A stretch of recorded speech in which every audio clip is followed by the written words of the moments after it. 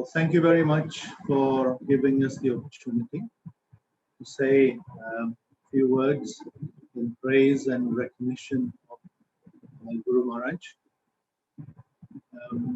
It's a great pleasure for us to contribute in our little way. We will both speak, take turns. I will say something, she will say something. So maybe she's asked me to start, I was going to ask her to start. So Guru Maharaj, His Holiness Bhakti Charu Swami Maharaj, is a very unique personality. We all know that. He is such a personality that just by uttering his name or saying his name, everything is known. There are very few personalities in the world which require very little or no introduction. Just their name is sufficient. And Guru Maharaj is one such personality.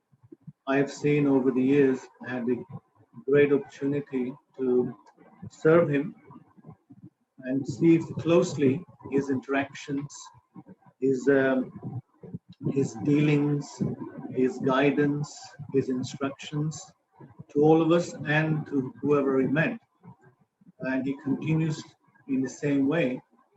And whenever I can speak my little experience from this, I've seen more often than not, whenever I've been asked whose disciple I am or who is my Guru Maharaj, when I say His Holiness Bhakti Charu Swami Maharaj, and immediately a wonderful, positive smile comes on their face, and they seem to want to know nothing more, as if they know it.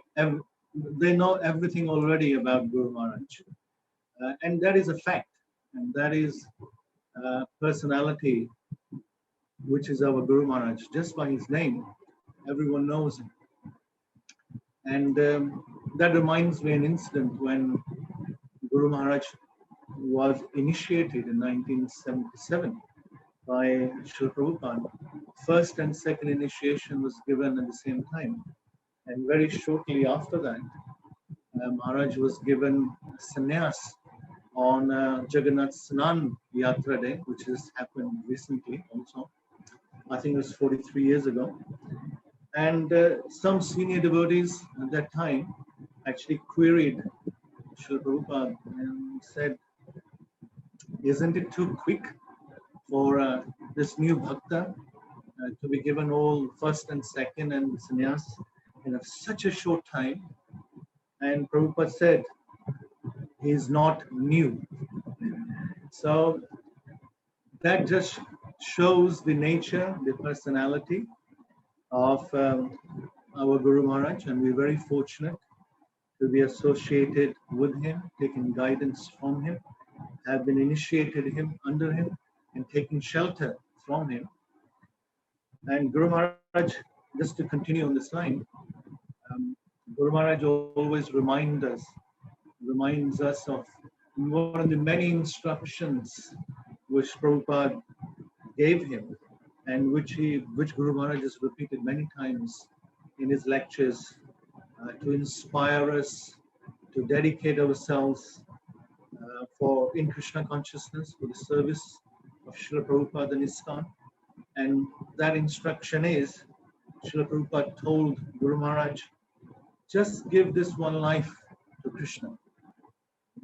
Just give one life to Krishna. So just one line is so inspirational, so deep, so meaningful, and so much to do just to fulfill the purpose of this line. One sentence is quite amazing, and Guru Maharaj has taken that to his heart, and he's following that, implementing it, and inspiring others also follow that one line instruction, irrespective of whatever position we may find ourselves in, whether we are grihasthas or temple devotees or brahmacharis or businessmen or student, whatever situation we may be in. But just following that one line, just give this life for Krishna. It's such a deep, such a meaningful sentence and instruction by Srila Prabhupada, and Guru Maharaj is showing that by his personal example.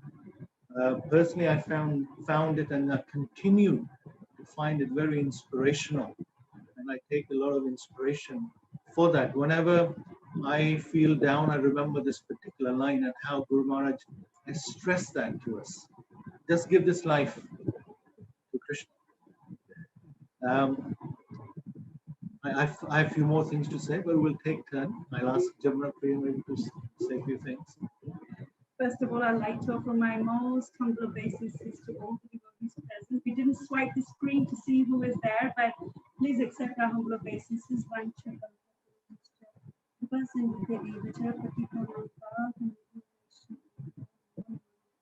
I said my prayers earlier to save time.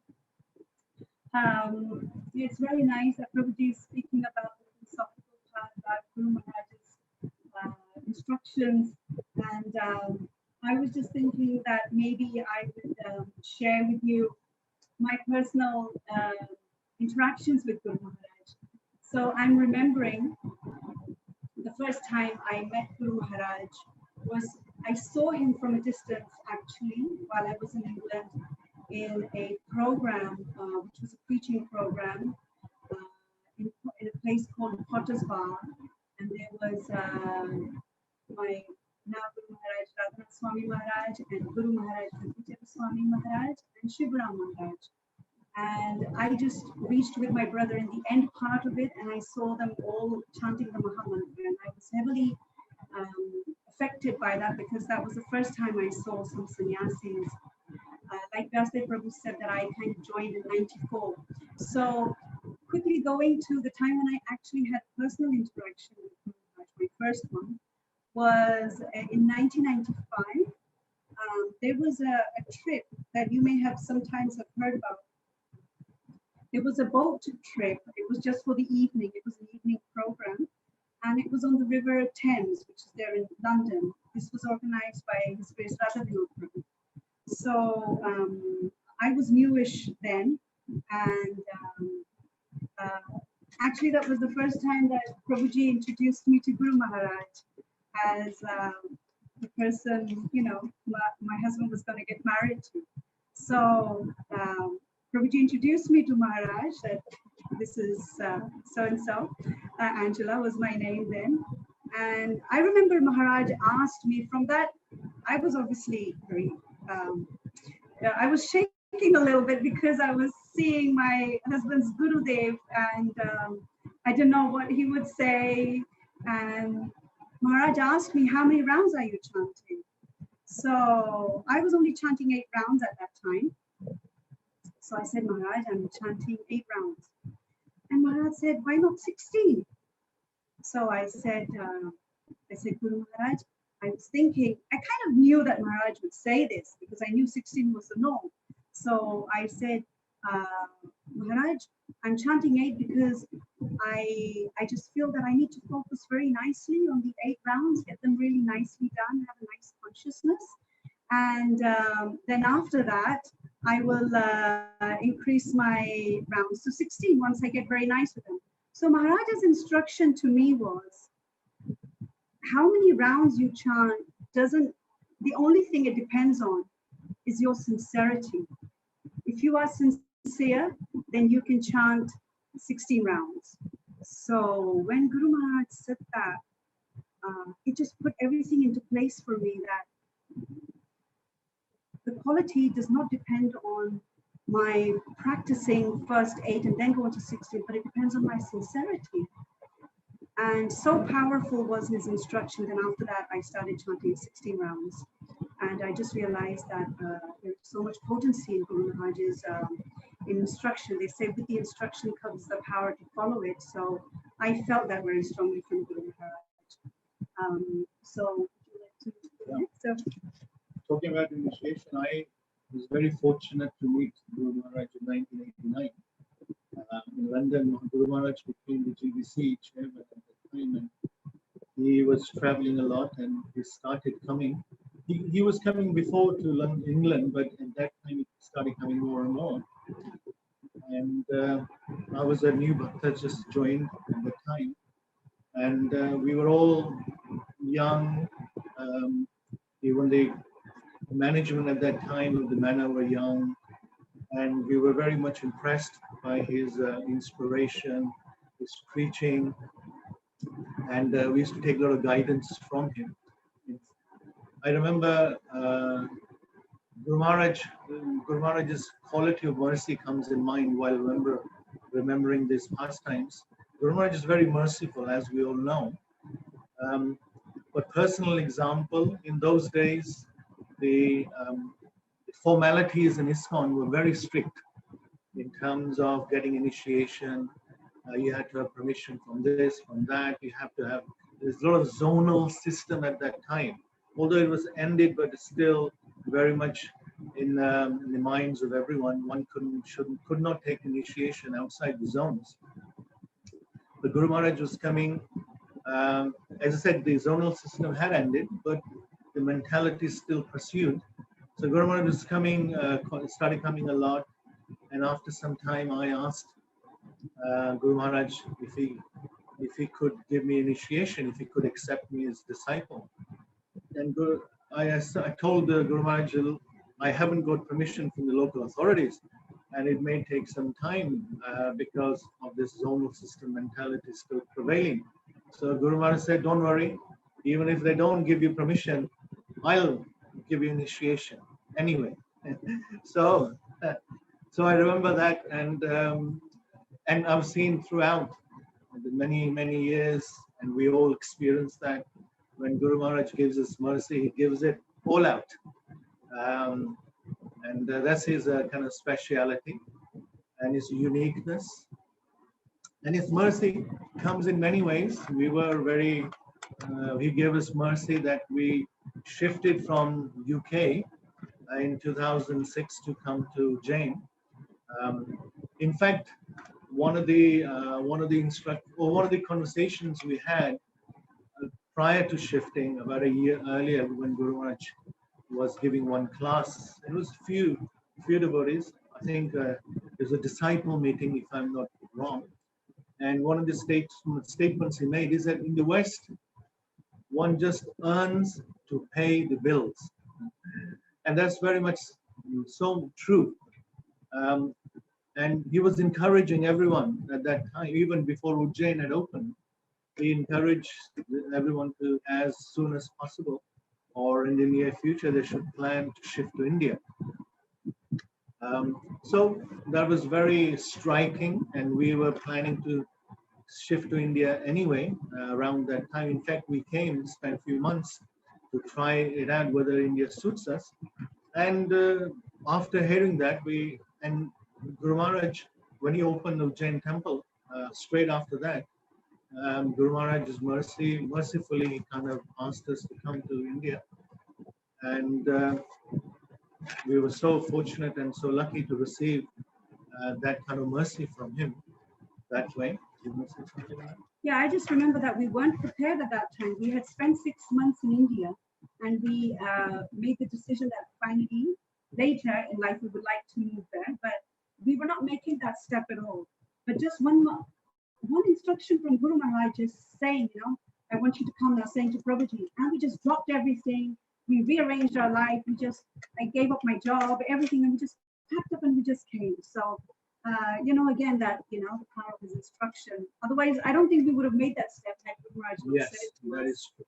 And we've been so grateful to Guru Maharaj for that. So I'm taking the next turn to speak. So I'm now remembering 1997 when was my first ever trip to India. I had gone back from India to England in 1994, but then in 1997, after having joined ISKCON in 94, there was a patron trip. We would call it a patron trip, where devotees would be taken to India, and it was like a pilgrimage tour.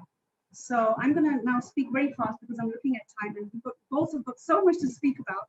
So Maharaj, we came to India, we went to Jagannath Puri, and we went to Mayapur. So the trip in Mayapur was so beautiful. It was so wonderful, so refreshing, actually, from working life just to come and come to the pilgrimage tour and see all the holy places. But what was the most striking thing was that Guru Maharaj was there joining us. And he would, and other sannyasis also, they would join us for each different place and speak the pastimes. What I remember most about that trip was that Guru Maharaj was so loving and caring to us, to each one of us. He was in the middle of the shooting for Bhakti Charu. And yet being so tight and busy with his schedule, he would take time out for all the devotees. And he would show us around. He would speak to us. He would give classes. I remember he fed us prasad. He felt like how a father would feed a child, you know. On a first time on a banana leaf, so many different preparations were coming one after the other. And he was carefully making sure that the devotees would not miss out on any preparation. And he would walk around and watch, are we all eating nicely? Then he would say to them, okay, bring the next prep. And we would take a bit of that and bring the next prep and the next prep. We were fed up to here. And Maharaj was taking so much joy in just seeing us. You know how we sing in the Chaturvidhashri, Bhagat Prasado, like he's happy to see the devotees being so satisfied. Now, what happened there was a question and answer session in the evening. We all had darshan with him in his darshan room. And Maharaj spoke so wonderfully. I was very much captivated by Maharaj. And then I had a habit of asking questions. So then I asked Maharaj something about creation. And Maharaj gave such a beautiful, clear, crystal clear answer, explaining everything about creation, that I was stunned by Maharaj's degree of knowledge. I was new, as I said, and I never heard anything like this. And all the devotees from England were surprised at how come she's asking such questions. And it was a conversation as if everybody was there, but it was just between me and Guru Maharaj. And I felt so much cared by Guru Maharaj by satisfying my query. Then Maharaj was so sick during that trip. He had some cold and he was visibly weak, yet he gave himself fully to us. So the trip finished. I came back to, like all of us, we came back to England, and I was working in IT at that time, so I used to have long travels. And I remember coming home, and I could even remember that now, how I felt, because the moment we would get back to England, we have to get back to work, you know, just a day break or not even that, just the next day, because we would exhaust all our holidays in India. So I was on my way back, so I didn't have time to digest the whole trip. And I came back and I was, I don't know, on the train or something, and it suddenly hit me, the whole experience of Mayapur. And I became so overwhelmed with emotion that I almost cried standing in I think it was a train or something. And the moment I reached home, and I was feeling emotional, remembering Guru Maharaj's causeless mercy for what he did, how much time he gave us, and time is running. And I just came home, I quickly wrote, I pulled all my emotions out into a letter. And then I posted that letter. At that time, emails were not there, you know, so there used to be the writing thing. So I wrote him a letter, sent it to him, and then I felt so peaceful. And then maybe a week or two later, I was in the temple, and one Mataji's secretary to the temple president, she said, we have a letter for you from Bhakti Charu Swami Maharaj. And I was on the staircase, and I remember being in disbelief that Maharaj would write to me. I'm like a nobody, you know, and Maharaj is so caring. And then obviously I opened the letter. I was shaking, I was excited. I opened the letter, and Maharaj said something to me like this. I still have that letter. And he said that, thank you so much for expressing your emotion to me and opening your heart. That way I get to know what kind of person you are. And he said some nice things, and he said that I get to know that you're actually a very deep person. And I was, obviously, I don't know how true that is, but this is Guru Maharaj's mercy. So that incident was very, very personal. It just showed how personal Guru Maharaj is. And he does not ignore anybody, even if you're a newcomer. His heart is equally there for everybody. Yeah, let you speak. Yeah, one of the many qualities of Guru Maharaj is that he's very determined. As Lord Krishna says in the Bhagavad Gita, Dosatmika Buddhir Ekahi Gurunandana. So when Guru Maharaj decides to do something, he does it full out. And when he's really convinced that this is the right way, the right path, he goes full out, all out, as they say, and he does it. For example, many projects he's taken on. For example, he established the I Foundation. Well, way before Ujjain Temple in UK. The I Foundation has now 7 government-aided Hindu schools in UK, the very first of its kind in UK. And he obviously produced the Bhakti Charu serial, 100 episodes shown on DD, Doordarshan TV. And not to forget to mention the Ujjain Temple. In 9 months and 27 days, he kind of established probably a record actually, established the temple from scratch. And just by establishing that ISKCON Ujjain, he actually fulfilled Bhaktisiddhanta Saraswati Thakur's desire. When Bhaktisiddhanta Saraswati Thakur came in, I think, early 1930s to Ujjain, Bhaktisiddhanta Saraswati Thakur Maharaj wanted to establish a Gaudiya Math in Avantikapuri. But that unfortunately did not happen. But fortunately for us, it happened when Guru Maharaj established that ISKCON Ujjain. So another wonderful achievement and a wonderful determination example Guru Maharaj has. Guru Maharaj is also a very quick thinker and very quick decision maker. In many over the years I've seen, he's very quick to make the right decisions, to judge the other person, so judge the situation, judge the environment, and not currently, but in the future, what will happen in the future also. I can give you one personal example. Whenever I think of it, I just think what would have happened if the tables were turned the other way. For example, in 2006, me and Dina Krishna Prabhu, we all know him from London. We were coming with Guru Maharaj to India. When we packed our bags and to come to India, so did he. We were in the plane. I was supposed to go to New Delhi, Gurgaon, in fact, to take care of the office of Alcock Makfar Geotech Limited, which had its India office, India logistics office in Gurgaon. And Dina Krishna Prabhu was going to be based in Ujjain. But in the plane, while coming, Guru Maharaj swapped us around without our knowledge. And only when we landed from Mumbai to Ujjain, while I was serving Guru Maharaj some prasad in his rooms, then I was thinking when to ask him, how long will we be staying here before going to Delhi? And as I was thinking, Guru Maharaj said, "Oh, Bimal Krishna, now you're going to be the co-temple president of Ujjain." That was a biggest shock. I was making plans to go to Delhi, Gurgaon. My cousins are there; they have a lot of contacts to work with them in this particular project. But suddenly everything changed. That's Guru Maharaj. Can I say something else? I have a couple of more things. Yeah, I have a few more things. So I'll speed through this. I'll try to be fast.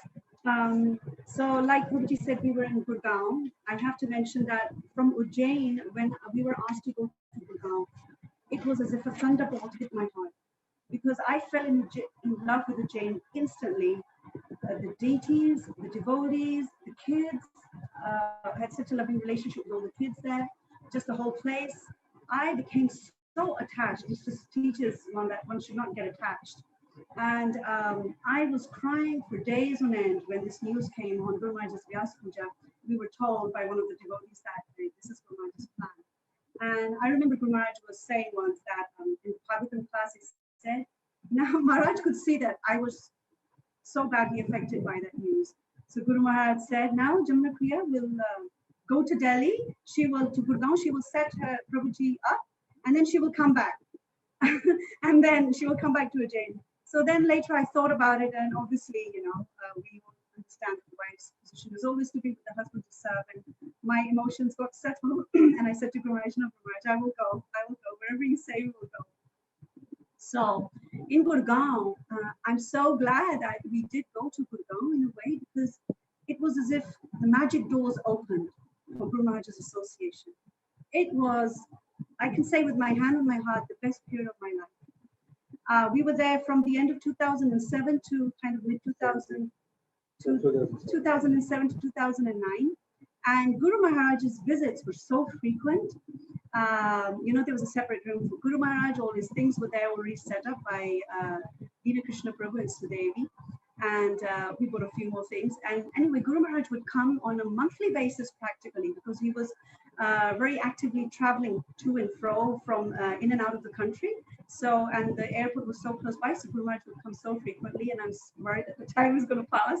So it was a magic period. We would get so much association with Guru Maharaj, so much intimate association with Guru Maharaj. And he was so personal, so loving, so caring.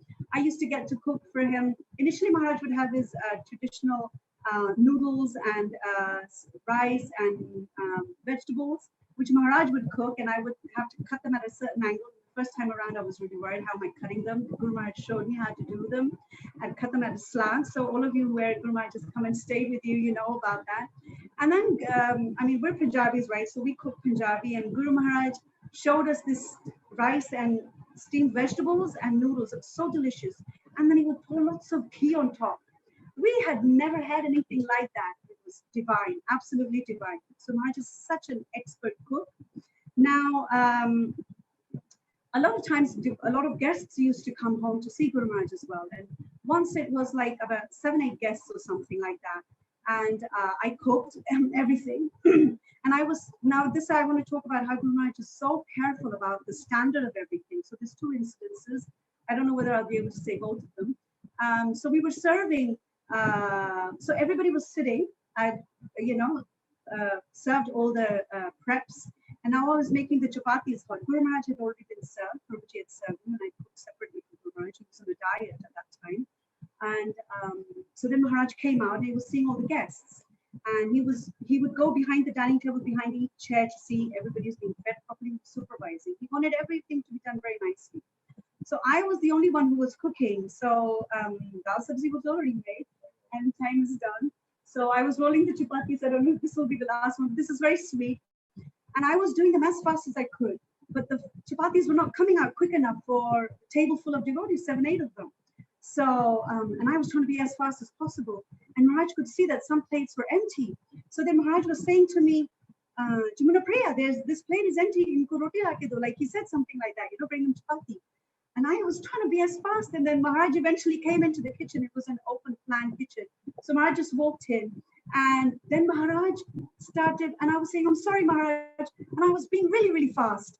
And then Maharaj started, roasting the chapati on the flame. And then Maharaj, he helped out. And I was so embarrassed. But at the same time, I didn't know what else to do. So I said, Maharaj, I'm so sorry. Maharaj said, no, don't be sorry. I can see how fast your hands are moving. So then the chapatis went, and Guru Maharaj actually took it. So it became like this, that we were both serving the devotees together for a short period. And then I went back into, taking care of the rest of it. And I just realized that how humble Guru Maharaj is, how non-assuming, how humble, how expert. And he will, for the service of Krishna, he will do anything at that given time, whatever is needed, to make sure that the service is done properly. So there's only spoken half of what needs to be spoken. Taking no consideration of the time is coming up. I just like to say final. So many to go. Just final thing. Vyasdev Prabhu says we have 5 more minutes. It is said in the scriptures, whatever sadhu or a holy man says, it comes true. And that's a benediction. And Guru Maharaj, I've seen at least personally on 3 occasions. And Guru Maharaj has benedicted somebody, Ashirvad Diya, and that's became true. I know 3 couples, 2 in England and 1 in Indore. They were married young, they unfortunately, for some reason or another, could not conceive. They did not have any children. And so they appealed, they came and so Guru Maharaj. I used to be a secretary for some time, and I used to sit in and take notes. And to three of them on different occasions, at different times, he said, "Don't worry, go home and you'll have a very good and nice children." To one family, he said, "Your child will become a very famous and very good singer." And all of these things have happened. And that devotee, that child is Nimai in UK. He is a very fantastic, very famous singer among the Gurukulis.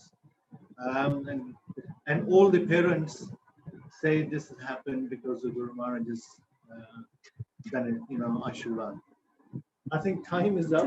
You want to say the last word? No, I just want to. There's so many things to say. Yeah, so many. I still have a big list. Half of it is gone, and just feels like a mini Vyasa Puja actually. Yes. And we're going to swipe the screen and see who all is there. But we're just so grateful for the organizers for thinking of this and actually doing this. And we apologize that we didn't join on each day, but we were looking at the YouTube videos later, and so much nectar has been flowing.